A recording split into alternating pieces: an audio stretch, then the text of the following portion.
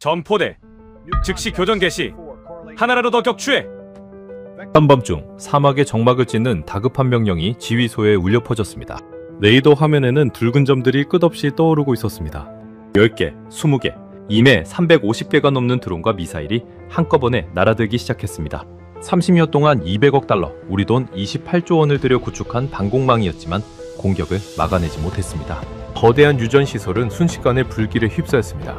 그런데 바로 그 시간, 똑같은 공격을 받은 옆 나라의 하늘에서는 전혀 다른 장면이 펼쳐지고 있었습니다. 350발이 넘는 드론과 미사일이 날아들었지만 단 한 발도 결정적인 피해를 남기지 못했습니다. 그리고 그 하늘을 지켜낸 방패는 중동 장군들이 한때 핸드폰이나 만드는 나라라며 비웃던 대한민국의 무기였습니다. 도대체 한국은 어떻게 이런 방패를 만들 수 있었을까요? 지금 그 이야기를 시작하겠습니다. 그 전에 잠깐 이야기를 시작하기 전에 구독과 좋아요 눌러주시면 정말 감사하겠습니다. 어디에서 듣고 계신지도 댓글에 남겨주시고 함께 해주세요. 저는 사우디아라비아 공군 방공포병 사령관을 지낸 베테랑 장교 오마르 알 파루크입니다. 제 어깨에 무겁게 얹혀있는 이 황금빛 별들은 지난 30년이라는 기나긴 세월 동안 이 나라의 뜨거운 사막과 드넓은 하늘을 철통같이 지켜왔다는 제 긍지이자 제 삶의 모든 자부심이었습니다. 군복에 주름 하나 허락하지 않았던 22살의 새파란 소위 시절부터 머리카락이 하얗게 새어버린 백발의 사령관이 되기까지 제 인생은 곧 사우디아라비아의 방공망 그 자체였다고 감히 말씀드릴 수 있었습니다. 저희 사우디아라비아는 여러분도 익히 잘 아시다시피 메마른 모래땅만 파면 검은 황금이 쉴 새 없이 솟아오르는 오일머니가 넘쳐나는 거대한 부국입니다. 한 해 국방 예산만 무려 500억 달러, 대한민국 돈으로 환산하면 60조 원이 훌쩍 넘는 천문학적인 액수를 국방비로 쏟아붓는 나라였었죠.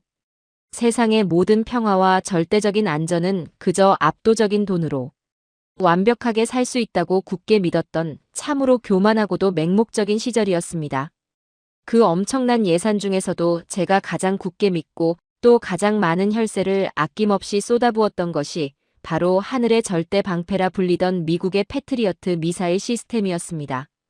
1990년 걸프전이 터지고 사담 후세인의 스커드 미사일이 우리 영토를 향해 날아오던 그 어묵했던 시절부터 패트리어트는 우리 사우디의 맑은 하늘을 지켜주는 가장 든든한 우산이자 그 어떤 것과도 바꿀 수 없는 절대적인 신앙과도 같았습니다.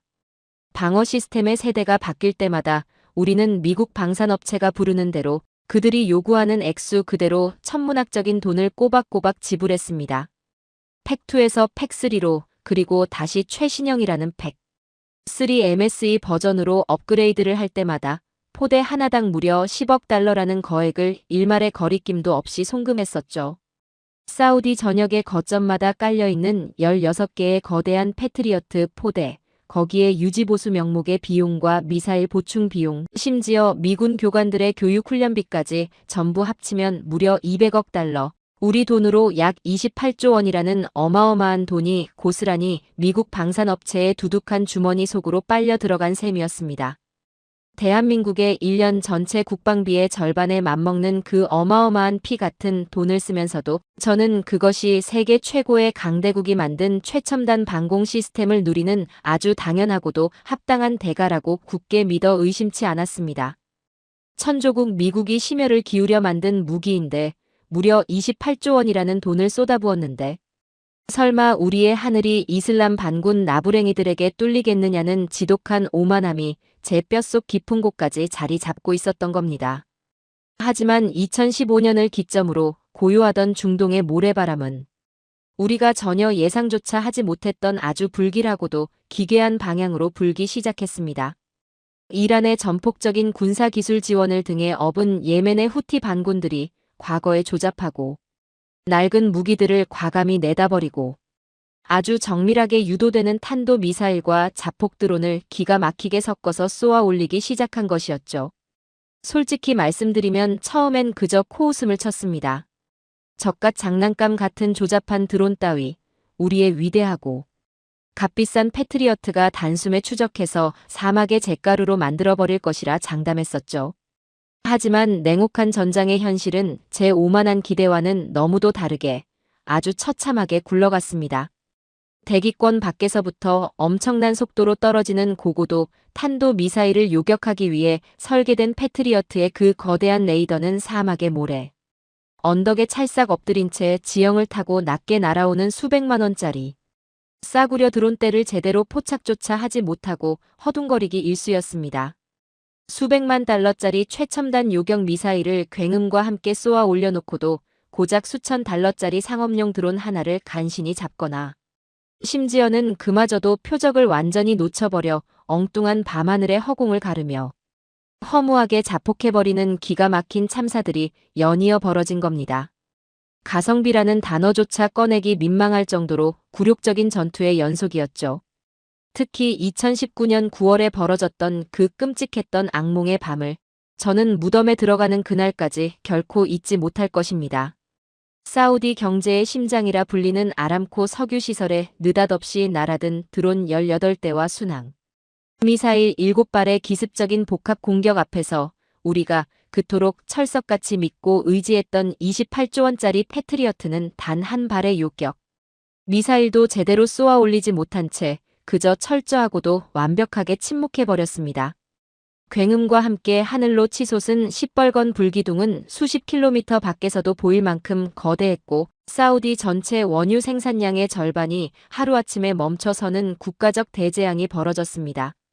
전 세계의 국제 유가가 하루 만에 15%나 폭등하며 세계 경제가 휘청거렸고 경노한 왕실은 발칵 뒤집혀 국방장관을 통해 제게 불호령을 내렸습니다. 오마르 사령관. 도대체 그 비싼 패트리어트는 그 시간에 무얼 하고 있었단 말이오. 뼈가 시꺼멓게 타들어가는 끔찍한 초조함 속에서 저는 동맹국인 미국 국방부의 긴급 대응 능력, 업그레이드를 피가 나도록 호소하고 또 요청했습니다. 제발 저 낮게 나는 드론들을 잡을 수 있게 당장 내일 비용을 입금할 테니 레이더 소프트웨어라도 시급히 고쳐달라고 엎드려 사정했었죠. 하지만 지난 30년간 28조 원이라는 천문학적인 현금을 안겨준 오랜 혈맹이라 믿었던 미국의 대답은 참으로 싸늘하고 고압적이다 못해 폭력적이기까지 했습니다. 현재 귀국의 요청을 실무선에서 검토 중입니다. 미 의회의 예산 배정 절차가 복잡하니 일단 기다리십시오. 언제 업그레이드가 가능할지는 추후에 일정이 잡히면 통보해드리겠습니다. 그 한없이 차갑고 관료적인 답변을 서면으로 받아든 그 순간 저는 망치로 뒤통수를 얻어맞은 듯한 충격과 함께 뼈저리게 깨달았습니다. 미국이라는 거대한 제국에게 우리 사우디아라비아는 피를 나누고 생사를 함께하는 끈끈한 동맹이 아니라 그저 자신들의 군산복합체를 먹여 살리고 언제든 필요할 때마다 돈을 빼먹을 수 있는 중동의 현금 인출기, 그 이상도 이하도 아니었다는 참담한 진실을 말입니다. 하늘은 언제 뚫려 또다시 유전이 불타오를지 몰라. 매일 밤 덜덜 떨면서도 오직 미국 국방부의 입만 바라보며 목을 매야 하는 이 비참하고도 굴욕적인 현실. 그럼에도 불구하고 제 안의 뿌리 깊은 교만과 편견은 감히 다른 나라의 방공, 무기를 쳐다볼 생각조차 하지 못하도록 제 눈과 귀를 단단히 틀어막고 있었습니다. 아무리 그래도 썩어도 준치라고 미제 아니냐. 미국 외에 러시아나 이스라엘 말고 누가 감히 이런 완벽한 첨단 무기를 만들 수 있겠느냐며 제 스스로의 무능함을 위로하고 합리화하기 바빴던 것이죠. 그리고 제 평생 가장 뼈저린 후회이자 지금도 밤에 자다가 이불을 걷어찰 만큼 숨이 멎을 듯한 부끄러움으로 남은 그 치명적인 사건이 벌어집니다. 지금으로부터 정확히 3년 전의 어느 덥고 건조한 여름날 오후였습니다. 제 전속 부관이 집무실 문을 조심스럽게 열고 들어오더니 겉표지가 아주 반듯한 두꺼운 서류 철 하나를 양손으로 받쳐들고 다가왔습니다. 사령관님, 아시아에 있는 한 국가의 방산기업에서 우리 사우디 국방부에 정식으로 자신들의 방공, 미사일 시스템 브리핑을 하고 싶다며 공식 면담을 요청해 왔습니다. 저는 책상 위에 산더미처럼 쌓여있는 작전, 결제 서류를 신경질적으로 넘기다 말고 미간을 잔뜩 찌푸리며 퉁명스럽게 되물었습니다. 아시아? 아시아 어디? 뭐 중국이라도 된단 말이냐? 아니면 러시아의 S-400개량형 로셔라도 들고 왔어? 부관은 마른 침을 꼴깍 삼키더니 짐짓 떨리는 목소리로 대답했습니다. 아닙니다, 사령관님. 대한민국입니다. 한국의 방산업체라고 합니다. 대한민국, 코리아. 부관의 입에서 나온 그 두 글자를 듣는 순간 저는 쥐고 있던 만년필을 책상에 탁 내려놓으며 저도 모르게 껄껄 소리내어 크게 비웃고 말았습니다. 참모장교들의 숨죽인 헛기침 소리만 맴돌던 적막하고 엄숙한 사령관. 집무실에 제 조소 섞인 웃음소리가 한참 동안이나 쩌렁쩌렁 메아리 쳤죠. 솔직히 아주 솔직하게 제 그때의 심정을 고백하겠습니다. 그 시절 우물 안개구리 같았던 제 머릿속에 대한민국이라는 나라는 그저 이런 이미지였습니다. 거실에 놓기 좋은 화질 쨍한 평면 텔레비전이나 잘 만들고 잔고장 없이 성능 좋은 삼성 스마트폰이나 기가 막히게 뚝딱뚝딱 뽑아내서 전 세계에 팔아치우는 그저 손재주 하나만큼은 타고난 동방의 작은 상인 국가. 자동차나 냉장고, 세탁기라면 또 모를까 한국가의 구군을 좌우하고 수만 개의 전자부품이 한치의 오차도 없이 맞물려 돌아가야 하는 최첨단 방산 기술의 집약체인 지대공 요격 미사일을 한국이 직접 만든다니요. 지나가던 사막의 낙타가 콧방귀를 낄 일이라고 생각했습니다. 중동의 하늘은 미국, 러시아, 이스라엘이라는 세계 방산의 세대 거인들만이 뛰어놀 수 있는 거대한 체스판인데 감히 관중석에도 앉지 못한 아시아의 작은 나라가 명함을 내밀다니 참으로 불쾌하기 짝이 없었죠. 한국이 방공 미사일을 다 만든다고? 쏘아 올려서 중간에 고장이나 안 나면 다행이지. 중동의 이 살벌하고 맑은 하늘에 어디 근본도 검증도 없는 싸구려 무기를 들이려 하느냐. 당장 내 눈앞에서 치워라. 저는 부관이 양손으로 공손히 내민 거표지에 천궁 EM-SAM이라고 또렷하게 적혀있던 그 두툼한 기술 사양서 바인더를 단 한 페이지도 펼쳐보지도 아니 제대로 쳐다보지도 않은 채 제 널찍한 마호가니 책상 맨 밑바닥 서랍에 짜증스럽게 쑤셔 박아버렸습니다. 하지만 한국의 방산 기술진들은 제 그토록 무례하고 오만한 거절에도 결코 포기하지 않았습니다. 며칠 뒤 한국 방산업체의 기술 고문을 맡고 있다는 박준혁이라는 이름의 팀장이 사우디 국방부 로비까지 무려 10시간이 넘는 비행기를 직접 타고 날아온 겁니다. 공식적인 미팅 약속조차 잡아주지 않았는데도 말입니다. 제 비서가 다급한 목소리로 인터폰을 연결해 사령관님, 한국에서 온 박준혁 팀장이라는 사람이 사령관님께 꼭 드릴 말씀이 있다며 어떻게든 뵙고자 1층 로비에서 대기하고 있습니다. 라고 보고했을 때 저는 끝내 선을 넘어버리는 치명적인 오만함을 저지르고 말았습니다. 내가 그런 잡상인들까지 일일이 만나줄 시간이 있는 줄 아느냐. 오늘 일정 꽉 찼다고 하고 당장 밖으로 쫓아내듯 돌려보내라고 아주 차갑고 모질게 일갈했었죠. 하지만 나중에 경비병들에게 전해들은 바에 따르면 그 박준혁 팀장은 저의 매몰찬 문전박대 소식을 전해 듣고도 결코 화를 내거나 언성을 높이지 않았다고 합니다. 그는 밖은 섭씨 40도를 오르내리고 아는 에어컨 바람조차 제대로 닿지 않아 덥고 사람으로 붐비는 1층 접수처의 딱딱한 소파에 꼿꼿이 앉아 무려 3시간을 물 한 모금 마시지 않고 꼼짝도 않은 채 저를 기다렸습니다. 제가 끝끝내 고위급 회의를 핑계로 코빼기도 비치지 않자 그는 마침내 자리에서 일어나 비서에게 다가갔습니다. 그리고는 자신의 낡은 서류 가방에서 정성스럽게 포장된 자료 하나를 꺼내 정중히 두 손으로 맡기고는 아주 조용하지만 힘있는 목소리로 이렇게 남겼다고 합니다. 사령관님께서 지금은 저희를 모르시는 것이 당연합니다. 하지만 언젠가 사우디의 하늘이 가장 위태로워지는 그날 반드시 우리의 기술과 진심을 찾게 되실 날이 올 겁니다. 저희는 증명할 준비가 되어 있습니다. 그때 다시 찾아뵙겠습니다. 그는 그 지독한 모욕과 멸시, 먼 타국에서 당한 끔찍한 문전박대 앞에서도 단 한 번도 굴욕적인 표정을 짓거나 원망의 눈빛을 보이지 않았다고 했습니다. 그저 묵묵히 아주 담담하고도 바위처럼 단단한 미소를 지어 보이고는 묵묵히 발걸음을 돌렸다고 했죠. 저는 그때 짐작조차 하지 못했습니다. 그 한국인 기술자의 그 담담한 미소 뒤에 어떤 엄청난 국가적 사연이 어떤 무서운 피눈물과 뼈를 깎는 집념이 숨겨져 있었는지를 말입니다. 1990년대 머리 위로 쏟아질 듯한 북한의 막대한 탄도 미사일 위협에 시달리며 매일 밤 생존의 공포와 싸워야 했던 대한민국은 자신들의 굳건한 동맹이라 믿었던 미국의 제발 패트리어트 미사일 기술을 이전해달라고 간절히 호소하고 또 호소했었습니다. 하지만 당시 미국 국방부의 대답은 우리의 상황과 정확히 똑같았습니다. 너희 한국은 방공 미사일을 만들 기술력도 기초과학도 턱없이 부족하다. 헛돈 쓰지 말고 그냥 우리가 만든 패트리어트나 비싸게 사서 써라며 매몰차게 기술 이전 거부의 칼날을 한국인들의 심장에 꽂아버렸죠. 가장 믿었던 우방국에게 철저히 무시당하고 기술 독립의 꿈을 짓밟히는 그 뼈아픈 수모를 당하고도 한국인들은 결코 그 자리에 주저앉아 울지 않았습니다. 비싼 남의 나라 무기에 목을 매며 굽신거리지 않고 내 나라의 영공과 내 가족의 목숨은 기필코 내 손으로 우리의 피와 땀으로 직접 지켜내겠다는 그 지독하고도 서글픈 절박함. 그 끈질긴 민족성 하나로 똘똘 뭉쳐 무려 20년이라는 아득하고도 캄캄한 세월 동안 묵묵히 지하 연구실에 틀어박혀 오직 지대공. 미사일이라는 한 우물만 미친 듯이 파고들었던 겁니다.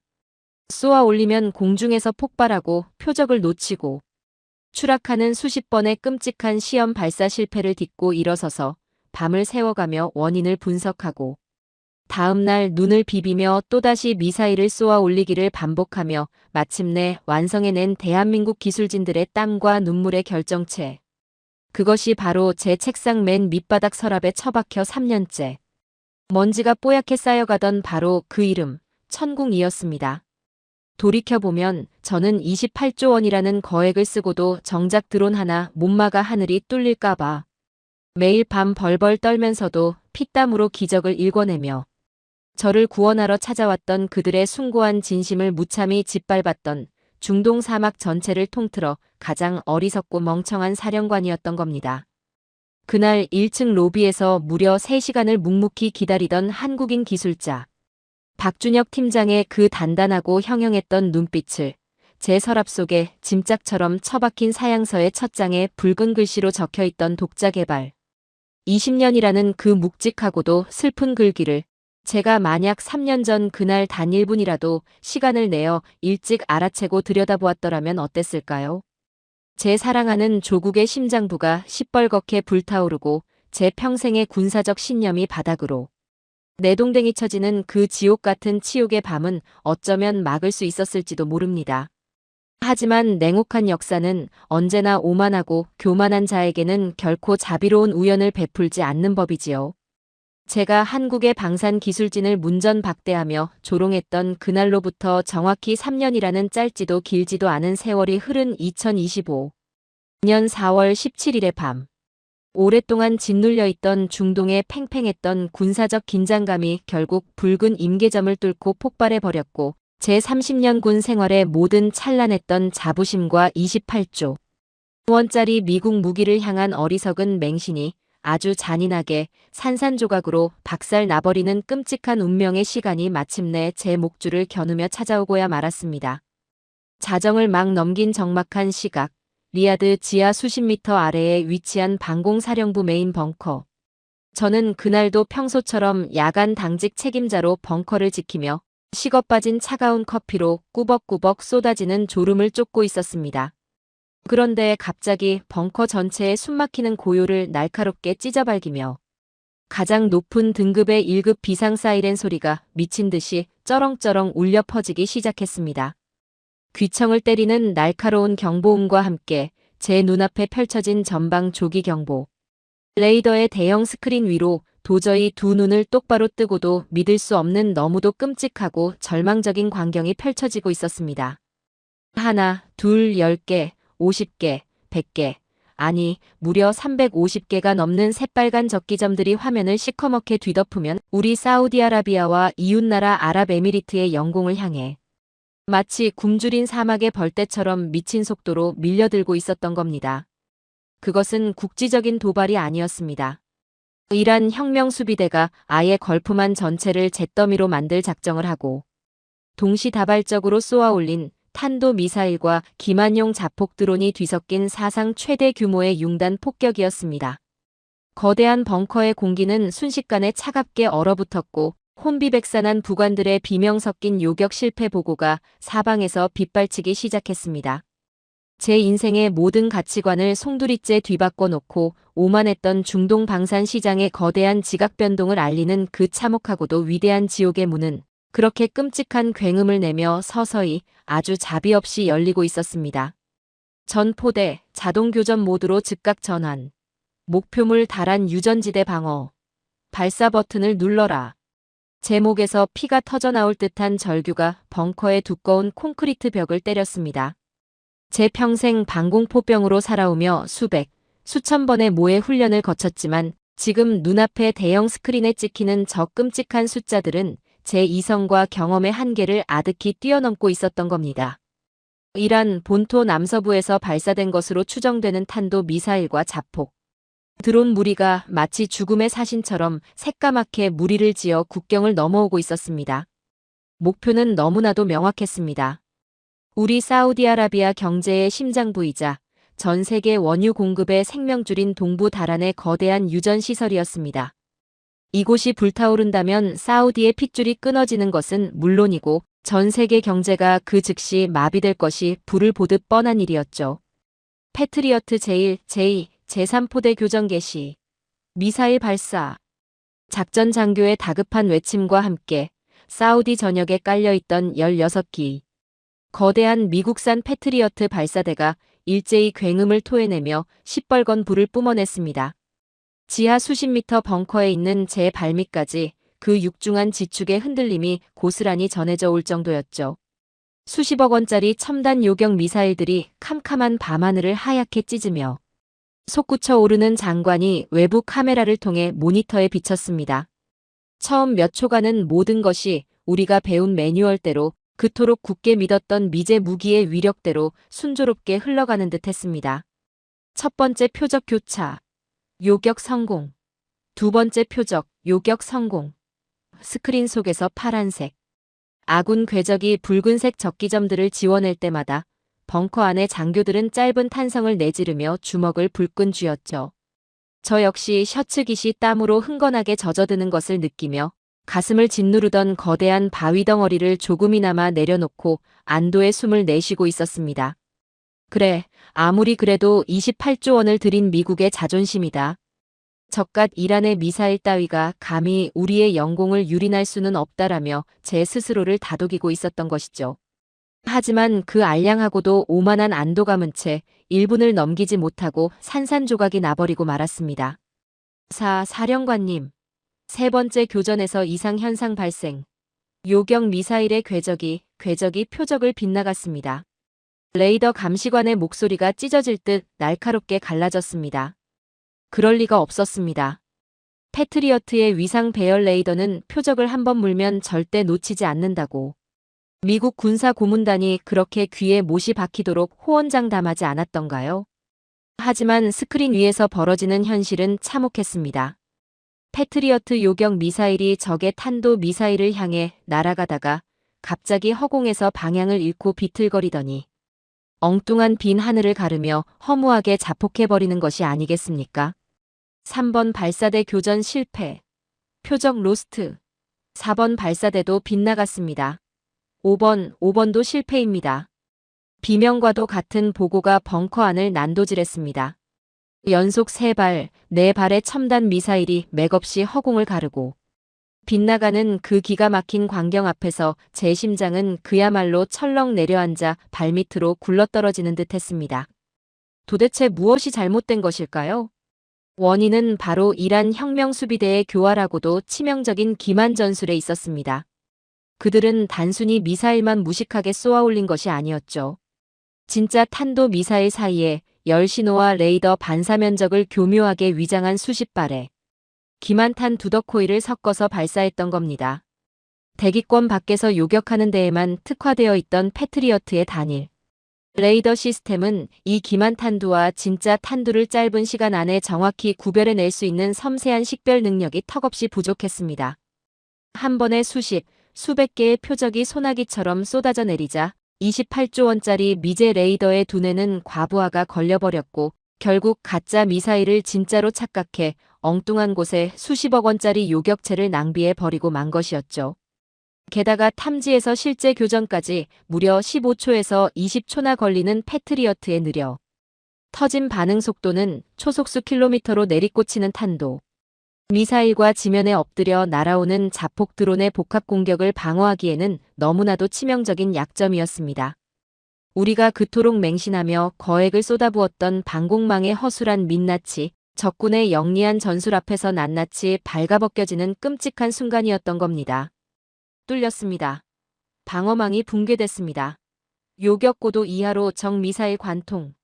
절망적인 외침이 울려 퍼지고 불과 16초 뒤 지옥이 강림했습니다. 쾅! 지하 수십 미터 아래에 지어진 견고한 벙커 전체가 마치 거대한 지진이라도 난 것처럼 미친 듯이 요동쳤습니다. 책상 위에 커피잔이 바닥으로 굴러떨어져 날카로운 파열음을 내며 박살이 났고 천장에서는 시멘트 가루와 먼지 구덩이가 우수수 쏟아져 내렸습니다. 서 있는 것조차 불가능해 장교들이 바닥에 나뒹굴었죠. 유전시설이 사우디의 심장이 피격된 것입니다. 연이어 두 번째, 세 번째, 네 번째의 육중한 폭발음이 고막을 찢을 듯이 울려 퍼졌습니다. 외부 감시 카메라 모니터를 통해 들어온 바깥의 풍경은 그야말로 아비규환의 생지옥 그 자체였습니다. 칠흑같이 어둡던 사막의 한가운데서 수백 미터 높이의 붉은 화염이 솟구쳐 오르며 밤하늘을 대낮처럼 시뻘겋게 물들이고 있었습니다. 수만 배럴의 원유가 한꺼번에 타오르며 뿜어내는 끔찍한 열기와 맹독성의 검은 매연은 급기야 환기구를 타고 지하 지휘소 안까지 스멀스멀 밀려 들어왔습니다. 기름이 타들어가는 그 매캐하고도 역겨운 냄새가 코를 찌르고 폐부를 짓누를 때 저는 그 자리에 털썩 주저앉아 멍하니 스크린만 바라볼 수밖에 없었습니다. 제가 30년간 굳게 믿어왔던 미국의 방패가 28조 원이라는 천문학적인 혈세가 한 줌의 재가 되어 사막의 모래바람 속으로 흩어지는 냄새였기 때문입니다. 최종 요격 결과가 스크린에 붉은색 글씨로 깜빡거렸습니다. 사우디 영공으로 날아든 핵심 탄도 미사일 중 무려 11발이나 되는 미사일이 패트리어트의 요격망을 비웃듯 관통하여 유전시설 3곳을 정확히 직격해버렸습니다. 요격률 고작 71%. 시험장도 아닌 실전에서 29%의 미사일을 놓쳤다는 것은 방어 시스템으로서의 존재 가치를 완전히 상실했다는 사망 선고나 다름없었죠. 자폭 드론대에 의한 파생 피해까지 합치면 그 참혹함은 이루 말할 수가 없었습니다. 지휘소 안은 죽은 듯이 고요했습니다. 누구 하나 입을 떼는 사람이 없었고 오직 무전기 너머로 들려오는 소방대원들의 다급한 구조 요청과 비명소리만이 벙커 안을 맴돌고 있었죠. 제 손은 사시나무 떨듯 바들바들 떨리고 있었고 등줄기를 타고 식은땀이 비 오듯 흘러내렸습니다. 바로 그때 책상 위의 직통 전화기가 신경질적으로 울어대기 시작했습니다. 왕실에서 걸려 온 국방장관의 긴급 전화였죠. 수화기를 집어드는 제 손은 이미 제 것이 아닌 것처럼 감각이 없었습니다. 오마르 사령관, 지금 당장 무슨 일이 벌어진 건지 내 귀에 똑똑히 보고하라. 평소의 위험은 온데간데 없이 바싹 마르고 형편없이 떨리는 장관의 목소리가 들려왔습니다. 저는 갈라진 목을 간신히 가다듬으며 입을 열었습니다. 장관님, 이란의 대규모 공습을 받았습니다. 안타깝게도 패트리어트 방어망이 다수 관통당해 현재 다란 유전시설 3곳이 피격되어 대형 화재가 진행 중입니다. 정확한 피해 규모는 파악 중이나 최소 수십억 달러 이상의 타격이 예상되며 복구에는 수개월이 걸릴 것 같습니다. 제 보고가 이어지는 동안 수화기 너머에서는 짐승의 앓는 소리 같은 무거운 한숨만이 흘러나왔습니다. 우리가 미국에 쏟아부은 돈이 얼마인데 200억 달러를 주고 산 우산이 비가 오니 구멍이 숭숭 뚫려 있단 말이냐. 장관의 억눌린 분노와 절망 섞인 그 한탄은 제 심장을 예리한 단검으로 후벼 파는 듯 했습니다. 내일 아침 일찍 왕궁 비상대책회의로 들어오라. 뚜루루. 매몰차게 끊긴 전화기를 들고 저는 한참을 그 자리에 망연자실하게 서 있었습니다. 저 자신이 너무나도 원망스럽고 무능함에 치가 떨렸습니다. 우리가 뚫릴 때 미국의 방산업자들은 따뜻한 침대에서 편하게 잠을 자고 있었겠지요. 동맹이라는 껍데기만 믿고 스스로 방어할 기술조차 키우지 않았던 어리석은 국가의 말로가 얼마나 끔찍하고 처참한지 뼈저리게 체감하는 밤이었습니다. 지휘소 구석에 간이 의자에 허물어지듯 주저앉아 두 손으로 얼굴을 감싸쥐고 자책감에 빠져있던 바로 그 순간이었습니다. 연락 장교인 젊은 부관이 얼굴이 하얗게 질린 채 손에 쥔 태블릿 PC를 부들부들 떨며 제게 다가왔습니다. 사령관님, 방금 전 이웃나라 아랍에미리트 측에서 합동 방공망 채널을 통해 긴급 교전 결과 전문이 도착했습니다. 저는 핏발이 선 눈을 들어 그를 쳐다보았습니다. 아랍에미리트 역시 우리 사우디와 정확히 같은 시각에 이란 혁명수비대의 집중적인 동시 공습을 받았다는 사실을 이미 알고 있었기 때문입니다. 심지어 그쪽으로는 탄도미사일과 더불어 훨씬 더 많은 수의 자폭 드론이 벌떼처럼 몰려갔었죠. 얼마나 뚫렸다고 하더냐? 그쪽 유전도 불타고 있는 거냐? 피해 규모가 우리보다 심각해. 저는 지푸라기라도 잡는 심정으로 우리만 당한 것이 아니라는 알량한 동질감이라도 얻고 싶어 다급하게 물었습니다. 적어도 나 혼자만의 책임은 아니라고, 방어 불가능한 불가항력의 대규모 공격이었다고 변명할 구실이 필요했던 그 얄팍하고 비겁한 마음이 아직 제 한구석에 남아있었나 봅니다. 하지만 부관의 입에서 흘러나온 대답은 제 모든 예상과 변명거리를 그야말로 산산조각으로 무참하게 박살내버렸습니다. 부관은 믿을 수 없다는 듯 두 눈을 동그랗게 뜨고 태블릿 화면과 제 얼굴을 번갈아 쳐다보며 더듬더듬 말했습니다. 그게 피해가 없답니다, 사령관님. 뭐라고? 내 녀석이 지금 패닉에 빠져서 헛소리를 하는 모양인데 다시 똑바로 보고해. 그 엄청난 미사일과 드론대가 날아갔는데 피해가 없을 수가 있단 말이냐? 저는 자리에서 스프링처럼 튕겨 일어나 그의 멱살이라도 잡을 기세로 소리쳤습니다.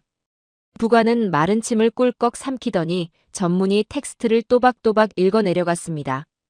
아랍에미리트 측 공식 발표입니다. 이란에서 발사된 탄도 미사일 및 자폭 드론 약 350여 기 전탄 요격 성공. 핵심 시설 피해 제로. 민간인 피해 제로. 전체 요격률 100%에 근접한 97%입니다. 그 순간 저는 제 귀를 의심하며 온몸의 핏기가 싹 가시고 차갑게 식어내리는 듯한 지독한 전율을 느꼈습니다. 등골이 서늘해지다 못해 머리카락이 쭈뼛 서는 기분이 들었죠. 우리는 고작 수십 발의 공격에도 11발이나 놓쳐서 나라의 심장부가 시뻘겋게 불타오르고 있는데 불과 몇백 킬로미터 떨어진 옆 나라 아랍에미리트는 350발이라는 그 엄청난 융단. 폭격을 단 한 발의 치명적인 오차도 없이 전부 막아냈다고? 요격률이 97%라고? 이건 현대 방공망의 역사상 도저히 있을 수가 없는 그야말로 신이 내린 기적과도 같은 숫자였습니다. 미국 최고의 방산 전문가들도 입을 모아 절대 불가능하다고 했던 바로 그 경이로운 수치였죠. 혼란스러운 머리를 양손으로 쥐어뜯으며 제가 다급하게 되물었습니다. 대체 어떻게 그게 가능해? 아랍에미리트 놈들도 우리랑 똑같이 팩3 패트리어트를 쓰고 있지 않느냐? 어떻게 그 멍텅구리 레이더로 기만탄두를 다 속여내고 전부 막아냈다는 거야? 제 절규와도 같은 물음에 부관은 잠시 헐떡이는 숨을 고르더니 제 평생의 오만함을 아주 잔인하게 부숴버리는 너무도 충격적이고 낯선 이름 하나를 조심스럽게 내뱉었습니다. 사령관님, 아랍에미리트가 어젯밤 자신들의 하늘을 완벽하게 지켜낸 무기는 미국의 패트리어트가 아닙니다. 그들은 2년 전부터 새로운 방공 시스템을 도입해 비밀리에 실전 배치하고 있었습니다. 미제 무기가 아니라고? 그럼 대체 뭐냐? 러시아제 S-400이라도 들여왔단 말이냐? 아니면 이스라엘의 아이언돔이냐?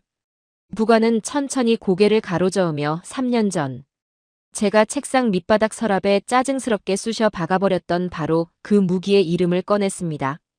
아닙니다. 그것은 천궁이라는 시스템입니다. 대한민국이 20년 동안 독자적으로 개발했다는 바로 그 한국산 요격 미사일 체계입니다. 천궁. 그 낯선 두 글자를 듣는 순간 제 심장은 문자 그대로 멎어버리는 줄만 알았습니다. 귓가에서 이명이 삐하고 날카롭게 울리기 시작했고 다리에 스르륵 힘이 풀려버렸죠. 3년 전 어느 무더웠던 날, 사령부 1층 로비에서 3시간을 땀 흘리며 묵묵히 저를 기다리던 한국인 기술자. 박준혁 팀장의 그 꼿꼿하고 서글펐던 눈빛이 유령처럼 제 눈앞에 둥둥 떠올랐습니다. 언젠가 사우디의 하늘이 가장 위태로워지는 그날, 반드시 우리의 기술을 찾게 되실 겁니다. 그가 남기고 떠났던 그 조용하지만 무서운 경고가 귓가를 세차게 때렸습니다. 저는 미친 사람처럼 책상으로 달려가 가장 밑바닥 서랍을 짐승처럼 헐떡이며 뒤적거리기 시작했습니다. 두꺼운 먼지가 뽀얗게 내려앉은 낡은 바인더. 제가 단 한 번도 펼쳐보지 않고 조롱하며 구석에 버려두었던 바로 그 서류. 겉표지에 엠셈, 천궁 이 기술 사양서라고. 또렷하게 인쇄된 그 두툼한 바인더가 제 덜덜 떨리는 두 손에 스르륵 쥐어지고 있었습니다. 조국의 하늘이 뚫려 불타는 지옥 같은 밤. 저는 30년 군 생활의 긍지가 산산이 무너져 내리는 참담한 절망 속에서 그 먼지 쌓인 첫 페이지를 떨리는 손으로 조심스럽게 넘기고 있었습니다. 첫 페이지를 넘기자마자 거기에 붉은색 잉크로 굵게 인쇄된 한 문장이 제 망막에 예리한 비수처럼 날아와 꽂혔습니다. 본 천궁 시스템은 과거 동맹국의 뼈아픈 기술 이전 거부를 딛고 대한민국 국방과학연구소와 방산 기술진들이 20년의 세월 동안 오직 피와 땀으로 독자 개발해낸 생존의 결정체입니다. 저는 숨소리조차 내지 못한 채 그 문장을 2번, 3번 거듭해서 소리내어 읽고 또 읽었습니다. 오직 피와 땀으로 만들어낸 생존의 결정체. 엄청난 돈만 쥐어주면 세상의 평화를 언제든 살 수 있다고 맹신했던 우리의 알량한 교만함과는 완전히 질적으로 다른 스스로 내 나라를 지켜내겠다는 짐승 같은 절박함이 그 종이 한 장에 고스란히 배어 있었습니다. 바깥의 칠흑 같은 밤하늘은 우리가 그토록 믿었던 미제 방공망이 뚫린 대가로 끔찍한 화염에 붉게 타들어가고 있었고 벙커 안의 장교들은 공포에 질려 넋을 잃고 있었습니다. 그리고 저 멀리 모래바람 건너 아랍에미리트의 밤하늘은 제가 그토록 장난감이라며 무시하고 짓밟았던 한국의 기술자들이 피눈물로 만들어낸 그 완벽한 방패 아래에서 단 한 점의 불꽃조차 허락하지 않은 채 그 어느 때보다 고요하고 평화롭게 빛나고 있었던 것입니다. 이 밤을 기점으로 중동의 모든 군사적 지형과 역사가 완전히 뒤바뀔 것이라는 사실을 30년간 강대국, 미국만 맹신하며 거들먹거렸던 제 삶의 거대한 신념이 아주 처참하게 쩍하고 갈라지고 있다는 사실을 저는 온몸의 세포 하나하나로 뼈저리게 직감하고 있었습니다. 바인더를 움켜쥔 제 굵은 두 손등 위로 평생을 억눌러왔던 참을 수 없는 부끄러움과 뼈를 깎는 듯한 후회의 눈물이 뚝뚝 떨어져 내리기 시작했습니다.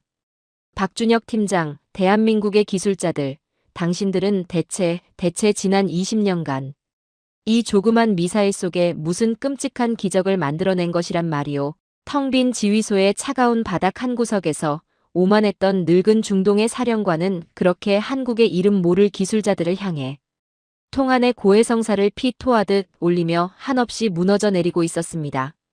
제 인생에서 가장 길고도 참혹했던 하지만 이 세상에서 가장 위대하고도 무서운 진실을 깨닫게 해준 이란 대공습의 밤은 그렇게 제 영혼을 갉아먹으며 비극적으로 깊어가고 있었던 겁니다. 다음 날 아침 사우디아라비아의 수도 리야드의 하늘은 어젯밤 달한 유전지대에서 뿜어져 나온 시커먼 매연과 독성 연기로 태양조차 완전히 가려져 있었습니다. 마치 나라 전체에 거대한 상복을 입혀놓은 듯한 그 참담하고도 숨막히는 아침 리야드 왕궁. 깊숙한 곳에서 열린 비상대책회의는 그야말로 초상집이나 다름없었죠. 최고 위급 장성들과 강요들이 숨죽여 앉아있는 그 무거운 침묵을 깨고 국방장관이 주먹으로 육중한 원목 테이블을 쾅 하고 내리치며 짐승처럼 울부짖었습니다. 28조 원. 무려 28조 원을 미국 놈들 주머니에 쑤셔 넣어줬는데 요격률이 고작 71%라니. 우리 사우디의 심장인 석유시설. 새 곳이 잿더미가 되도록 그 잘난 미제 패트리어트는 도대체 하늘에서 무얼 하고 있었단 말이오.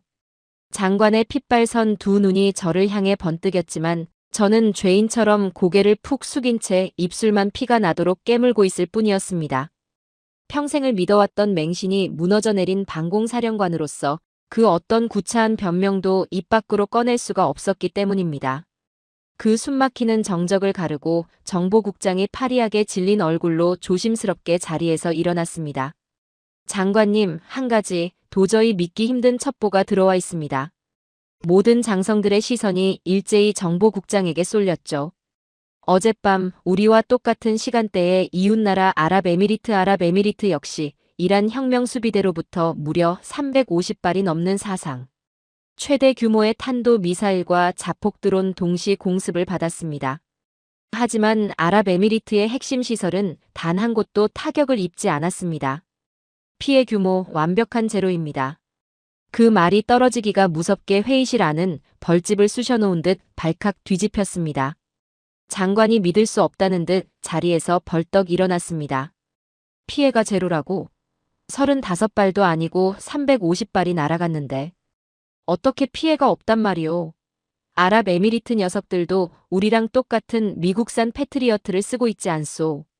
그 절규에 가까운 장관의 물음에 정보국장은 마른 침을 삼키며 아주 천천히 그러나 또렷한 목소리로 대답했습니다. 아닙니다. 그들은 어젯밤 패트리어트에 의존하지 않았습니다. 아랍에미리트의 하늘을 그토록 완벽하게 막아낸 방어막은 대한민국이 20년간 독자 개발했다는 천궁 2지대공 미사일 시스템이었습니다. 실전 요격률 97%를 기록했다고 합니다. 천궁. 또다시 그 이름이 회의실 한가운데에 무거운 쇳덩이처럼 툭 하고 떨어졌습니다. 장성들은 서로의 얼굴만 멍하니 쳐다보며 경악을 금치 못했죠. 한국, 코리아, 자동차나 스마트폰을 파는 그 아시아의 작은 나라가 미국도 쩔쩔매는 이란의 복합기만 공습을 97%로 막아냈다고? 그것은 군사학의 오랜 상식을 완전히 박살내는 신이 내린 기적이나 다름없는 수치였습니다. 장관의 시선이 다시 제게로 꽂혔습니다. 오마르 사령관. 귀관은 3년 전 한국의 방산업체가 찾아왔을 때 그들을 문전박대했다고 들었소. 지금 당장 아부다비로 날아가시오. 가서 당신의 그 오만한 두 눈으로 한국이 만들어낸 그 기적이 진짜인지 똑똑히 확인하고 오란 말이오. 그날 오후 저는 도망치듯 군용기에 올라타 아랍에미리트의 알-다프라 공군기지로 향했습니다. 비행기로 불과 1시간 반 남짓한 짧은 거리였지만 제 마음은 수천 킬로미터의 가시밭길을 맨발로 걷는 것처럼 무겁고 참담했죠. 기지에 도착하자 저와 사관학교 동기이자 아랍에미리트의 방공사령관인 타리크 장군이 묘한 미소를 지으며 저를 맞이했습니다. 어서 오게, 오마르. 자네 나라의 유전이 불타고 있다는 소식은 참으로 유감일세. 저는 인사말조차 생략한 채 그의 팔을 부여잡고 쉰 목소리로 매달리듯 물었습니다. 타리크, 제발 사실대로 말해주게. 350발 전탄 요격이라는 게 97% 요격률이라는 게 정말 과장 없는 사실인가? 한국 놈들이 사기치는 게 아니란 말인가? 타리크는 제 절박한 물음에 대답 대신 저를 이끌고 지하 수십 미터 아래에 있는 아랍에미리트 방공통제실로 향했습니다. 3번의 보안 인증을 거쳐 육중한 철문이 열리자 한쪽 벽면을 가득 채운 대형 스크린들이 눈에 들어왔죠. 어젯밤 불바다가 된 우리의 벙커와는 달리 이곳은 너무나도 고요하고 평온한 기운이 감돌고 있었습니다. 타리크가 통제관에게 고개를 끄덕이자 스크린 위로 어젯밤의 전투 기록이 고스란히 재생되기 시작했습니다. 레이더 화면 우측에서 무려 350개가 넘는 붉은 점들이 새까만 벌떼처럼 몰려오는 장면은 다시 봐도 오금이 저릴 만큼 끔찍한 광경이었죠. 잘 보게, 오마르. 이것이 어젯밤 한국의 천궁이가 만들어낸 사막의 기적일세. 그의 말이 채 끝나기도 전에 화면 하단에서 수십 개의 파란 점들이 맹렬한 속도로 솟구쳐 오르기 시작했습니다. 그리고는 믿을 수 없는 마법이 펼쳐졌습니다. 파란 점들은 마치 살아있는 맹수처럼 붉은 점들을 하나하나 정확하게 물어뜯기 시작했죠. 첫 번째 교차, 붉은 점 소멸. 두 번째, 세 번째, 네 번째, 단 하나의 오차도 없이 심지어 두 발이 동시에 날아오는 궤적조차 파란 점. 2개가 갈라지며 완벽하게 동시 요격을 해내고 있었습니다. 저는 화면을 보며 덜덜 떨리는 손으로 입을 틀어막았습니다. 이게 어떻게 가능한 건가? 패트리어트는 이란 놈들의 기만탄두에 속아서 엉뚱한 허공에 수십억 원을 날려버렸어. 레이더가 과부하가 걸렸단 말이다. 제 절규의 타리크 장군이 묵직한 목소리로 설명했습니다. 그게 바로 한국 방산 기술의 무서운 점이야. 천궁은 패트리어트 같은 단일 레이더가 아니야. 능동형 레이더 탐색기와 적외선, 열추적 탐색기를 동시에 사용하는 이중 탐색기 두얼 시커를 장착하고 있지. 이란 놈들이 아무리 쇳덩어리로 레이더 반사 면적을 속이려 들어도 천궁의 적외선 눈은 그 가짜 미사일의 차가운 온도를 귀신같이 꿰뚫어보고 무시해버린단 말일세. 게다가 반응 속도를 보게. 패트리어트가 표적을 탐지하고 쏘기까지 20초가 걸릴 때 한국의 천궁은 단 9초 만에 미사일을 토해냈어. 우리 운영관들은 그저 화면에서 붉은 점이 사라지는 걸 커피를 마시며 편안하게 지켜보고만 있었을 뿐이야. 그 순간 저는 다리에 힘이 풀려 털썩 의자에 주저앉고 말았습니다. 우리가 30년간 28조 원을 쏟아부으며 벌벌 떨었던 그 치명적인 약점을 아시아의 그 작은 나라가 이미 완벽하게 간파하고 해결책을 쥐고 있었다니요. 가격은 패트리어트의 절반도 안 되면서 성능은 감히 미제 무기가 범접할 수조차 없는 차원이었던 겁니다. 바로 그때였습니다.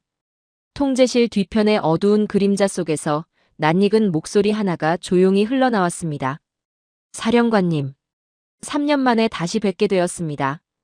등골을 타고 소름이 쫙 돋아오르며 고개를 돌린 그곳에는 작업복 차림의 피곤한 기색이 역력하지만 눈빛만큼은 바위처럼 단단한 한 남자가 서 있었습니다. 3년 전 제가 사우디 국방부 로비에서 3시간이나 세워두고 벌레 보듯 내쫓았던 그 사람. 한국 방산업체의 박준혁 팀장이었습니다. 어젯밤 전투의 실시간 데이터를 분석하기 위해 한국에서 급파되어 뜬 눈으로 밤을 새운 모양이었습니다. 제 얼굴은 순식간에 불덩이처럼 붉게 달아올랐고 쥐구멍이라도 있으면 당장 숨고 싶은 지독한 수치심에 숨이 턱턱 막혀왔습니다. 박 팀장, 자네가 어떻게 여기에? 제가 더듬거리며 말끝을 흐리자 그는 천천히 제 앞으로 다가왔습니다. 놀랍게도 그의 얼굴에는 저를 향한 그 어떤 비웃음이나 원망, 통쾌함조차 없었습니다. 그저 3년 전 로비에서 저를 향해 지어 보였던 그 담담하고도 슬픈 미소가 입가에 머물러 있을 뿐이었죠. 사령관님께서 3년 전 저희 사양서를 보지 않고 돌려보내셨던 것, 당연한 일이라 생각했습니다. 세계 최고의 강대국 무기를 쓰시던 분들 눈에 저희 한국의 무기가 얼마나 미덥지 않아 보이셨겠습니까? 박 팀장의 차분한 목소리가 벙커 안을 울렸습니다. 하지만 사령관님 아십니까? 저희가 이 천궁을 어떻게 만들어냈는지를 말입니다. 그는 대형 스크린에 떠있는 천궁의 사진을 아련하게 바라보며 말을 이었습니다. 1990년대 저희 대한민국은 머리 위로 수천 발의 방사포와 미사일을 겨누고 있는 북한의 위협 아래에서 하루하루 생존의 공포와 싸워야 했습니다. 저희는 가장 믿었던 동맹국 미국에 매달려 제발 패트리어트 기술을 조금만 나눠달라고 우리 가족을 지킬 힘을 달라고 눈물로 호소했었죠. 하지만 미국은 매정하게 거절했습니다. 너희 같은 후진국은 기술이 없으니 그냥 자신들이 만든 비싼 무기나 사서 쓰라면서요. 그때 저희 선배 기술자들은 텅 빈 연구실에 주저앉아 피눈물을 흘렸습니다. 남의 손에 우리 국민의 목숨을 구걸해야 하는 그 처절한 서름과 굴욕감. 사령관님은 상상조차 못하실 겁니다. 박 팀장의 목소리가 미세하게 떨려왔습니다. 그래서 저희는 도끼를 품었습니다. 돈이 없어도 기술이 부족해도 내 나라 내 하늘은 내 손으로 지키겠다고 맹세했죠. 무려 20년입니다, 사령관님. 20년이라는 캄캄한 세월 동안 밤낮 없이 코피를 쏟아가며 미사일을 쏘아 올렸고 수없이 실패하며 절망했습니다. 미국 놈들처럼 비싸게 무기를 팔아 이윤을 남기기 위해 만든 상업용 장난감이 아니란 말입니다. 우리 아이들이 맘 편히 하늘을 보고 웃을 수 있게 하겠다는 그 지독한 생존 본능 하나로 피와 살을 깎아 만든 눈물의 방패입니다. 이란의 기만탄도요? 반응 속도요? 북한의 미사일 소나기를 막아내려면 그 정도는 처음부터 당연히 뚫어내야만 했던 우리의 절박함이었습니다. 그의 말이 끝나는 순간 통제실 안은 무덤처럼 깊은 정막에 휩싸였습니다. 박준혁 팀장의 그 담담한 고백은 제 심장을 수천 개의 바늘로 찌르는 듯한 거대한 충격과 경외감으로 밀려왔습니다. 그랬던 것입니다. 한국의 방산 기술은 단순히 부품을 조립해서 만든 쇳덩어리가 아니었습니다. 강대국의 무자비한 멸시와 횡포 속에서도 꺾이지 않고 스스로를 지켜내겠다는 한민족의 피 끓는 서름과 짐승 같은 절박함이 빚어낸 영혼의 결정체였던 것이죠. 1인당 국민 소득 고작 60달러짜리 가난했던 아시아의 작은 나라가 강대국들이 독점하던 하늘의 문을 부수고 들어와 중동의 거대한 사막을 완벽하게 덮어버린 방패를 만들어낸 것입니다. 저는 천천히 자리에서 일어났습니다. 그리고 제 어깨에 달린 사우디 방공사령관이라는 황금빛 별의 무게조차 잊은 채 3년 전 제가 그토록 벌레 보듯 무시하고 내쫓았던 그 한국의 평범한 기술자 박준혁 팀장 앞에 마주 섰습니다. 평생을 오만함으로 치장하며 빳빳하게 쳐들고 살았던 제 고개가 억누를 수 없는 부끄러움과 주체할 수 없는 존경심을 담아 천천히 아주 깊숙이 아래로 꺾이고 있었습니다.